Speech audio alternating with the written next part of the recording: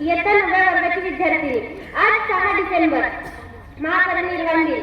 एक असा दिवस ज्या दिवशी भारताने एक सूर्य गमावला, परंतु त्याची प्रकाश किरण आजही भारतीयांना मार्ग दाखवत आहे. कल्पना करा मित्रांनो, एखाद्या विद्यार्थ्याला वेगळं बसवलं जात आहे, त्याला पाण्याला हात सुद्धा लावू देत नाही, जणू त्याच्या मानवी अस्तित्वच नाकारले जात आहे. आणि तो कुणाकडे बघतोय? स्वीकाराच्या एका थेंबासाठी, परंतु त्याला मिळतं फक्त अपमानच. आणि या अपमानातून जन्म घेतो एक प्रश्न, माझ्यामध्ये काही कमी आहे का? आणि याच प्रश्नातून जन्म घेतो एक महामानव, तेच डॉक्टर भीमराव रामजी आंबेडकर. लोकांनी त्यांना तोडलं, परंतु त्यांनी आपलं अंतरंग कधीही मोडू दिलं नाही. ज्यांना आपल्या गावातील पाण्याला हात सुद्धा नाही लावू दिलं, त्यांनी जगातील सर्वोत्तम विश्वविद्यापीठातून PhD मिळवली. तुम्हाला माहिती आहे का, कोलंबिया विश्वविद्यापीठाने काही वर्षापूर्वी एक यादी जाहीर केली होती. ती यादी होती त्या विश्वविद्यापीठातील एक सर्वोत्तम विद्यार्थ्याची, आणि त्याच यादीत होते एकमेव भारतीय, आणि तेही पहिल्या क्रमांकावर, आणि त्यांचे नाव होतं डॉक्टर भीमराव रामजी आंबेडकर. याचाच अर्थ असा की त्या विश्वविद्यालयातील एक सर्वोत्तम विद्यार्थी, ते म्हणजे डॉक्टर भीमराव रामजी आंबेडकर. आणि त्या कोलंबिया विश्वविद्यापीठात एक धनिक पुत्र बाबासाहेबांसोबत शिकायचा. 18 तास बाबासाहेब अभ्यास करायचे, रात्रभर टिपणं काढत बसायचे आणि वाचत बसायचे. एकदा तो धनिक पुत्र बाबासाहेबांना म्हणाला, बाबासाहेब, अहो थोडा आराम घेत जा, झोप घेत जा, दुपारचे पोटभर जेवत जा. तेव्हा बाबासाहेब आंबेडकर त्या धनिक पुत्राला म्हणाले, झोपायला माझ्याकडे वेळ नाही आणि दुपारचे पोटभर जेवायला माझ्याकडे पैसे नाही. तेव्हा काळजीने तो धनिक पुत्र बाबासाहेबांना म्हणाला, अहो तुम्ही नीट झोप नाही घ्याल, आराम नाही करणार आणि दुपारचे पोटभर जेवणार नाही, तर तुमच्यामध्ये बळ कसं येणार? तुमच्या शरीरात ताकद, सामर्थ्य, बळ कसं येणार?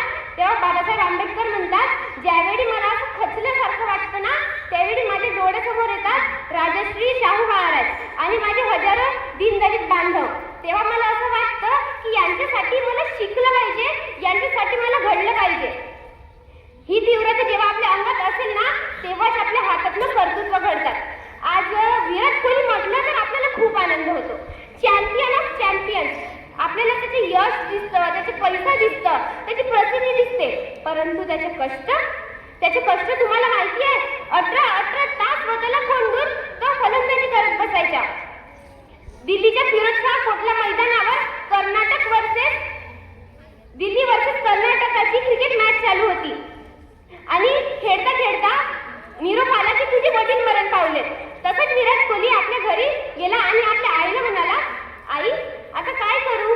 तेव्हा त्याची आई त्यांना म्हणाली की आता तुझे वडील असते तर त्यांनी तुला काय म्हटलं असतं? तर विराट कोहली तेव्हा म्हणाला की आता जर माझे वडील असते ना, तर ते मला हेच म्हणाले असते की खेळायला जा, आपले ध्येय पूर्ण कर, बाकी कोणत्याच गोष्टीकडे लक्ष देऊ नकोस. आणि त्या दिवशी विराट कोहली त्या फिरोजशाह कोटला मैदानावर खेळत राहिला. माणूस केव्हा घडतं? त्याग करावं लागतं, सोसावं लागतं, सहन करावं लागतं, स्वतःला जाणून घ्यावं लागतं, तेव्हा यशाचे उजेड पण आपल्या वाट्याला येतं. बाबासाहेब आंबेडकरांचे एक सर्वोत्तम गुण तुम्हाला माहिती आहे? त्यांनी 10 वर्षापूर्वी जर एखादं पुस्तक वाचलं आणि त्यांना विचारलं की 355 पानावरचं दुसऱ्या पॅरेग्राफ मधलं चौथं वाक्य काय, तर 10 वर्षांनंतर सुद्धा बाबासाहेब आंबेडकर ते बरोबर सांगायचे. एवढी बुद्धिमत्ता होती. ही काय वरून आली? नाही, त्यांना देवाने जरा जास्तच दिलं असेल ना. तर नाही, डॉक्टर बाबासाहेब आंबेडकर म्हणतात की बुद्धिमत्ता मी स्वतः कमावली. कशी कमावली? आपल्या परिस्थितीतून कमावली. माझ्या वडिलांची आर्थिक स्थिती नव्हती की मी एखादं पुस्तक विकत घ्यावं, म्हणून एखादं पुस्तक जेव्हा हातात पडायचं तेव्हा असं वाटायचं की पुस्तक आज हातात पडलीये, उद्या मिळणार की नाही ते काहीच माहित नाही, म्हणून आजच असं वाचून घ्यावं की आयुष्यात पूर्ण ते पुस्तक वाचायची गरजच पडणार नाही.